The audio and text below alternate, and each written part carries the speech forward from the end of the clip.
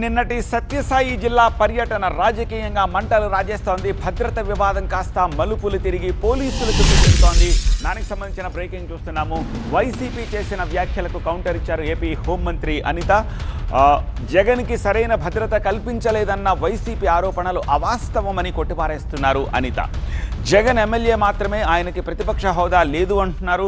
రామగిరి పర్యటనలో అయినప్పటికీ 1100 మంది పోలీసులతోటి భద్రత కల్పించామని, రామగిరి సమస్యాత్మక ప్రాంతం కావడంతో ఈ భద్రత కల్పించామని చెప్తున్నారు. అవాంఛనీయ ఘటనలు జరగకుండా చర్యలు తీసుకున్నామంటున్నారు హోంమంత్రి అనిత. ఒక జగన్మోహన్ రెడ్డి అన్న వ్యక్తి ఒక పులివెందలకి మాత్రమే ఒక ఎమ్మెల్యే.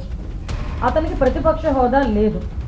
అయినప్పటికీ అతను ఒక ఎక్స్ సీఎం అన్న ఒకే ఒక కారణంతో ఆయన టూర్ ప్రోగ్రాం గురించి మాట్లాడినప్పుడు మేము చాలా క్లియర్గా 1100 మంది, అప్రాక్సిమేట్లీ 1100 మంది పోలీస్ బలగాల్ని డిఎస్పీ స్థాయి నుంచి రోప్ పార్టీస్ వరకు, అంటే ఏపీఎస్పీ బెటాలియన్స్ వరకు దగ్గర 1100 మంది పోలీసులను పెట్టాం.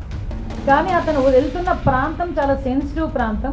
తను వెళ్తున్న ప్రాంతంలో ఏదైనా గొడవలు జరిగే పరిస్థితి ఉండి లా అండ్ ఆర్డర్ కనుక ఇబ్బంది పడితే సామాన్యమైన ప్రజలు ఇబ్బంది పడతారని ఒకే ఒక కారణంతో గౌరవ ముఖ్యమంత్రి గారి ఆదేశాల మేరకు డీసీపీ గారు అందరూ కలిసి సుమారుగా 1100 మందిని అక్కడ డిప్లాయ్ చేశాం.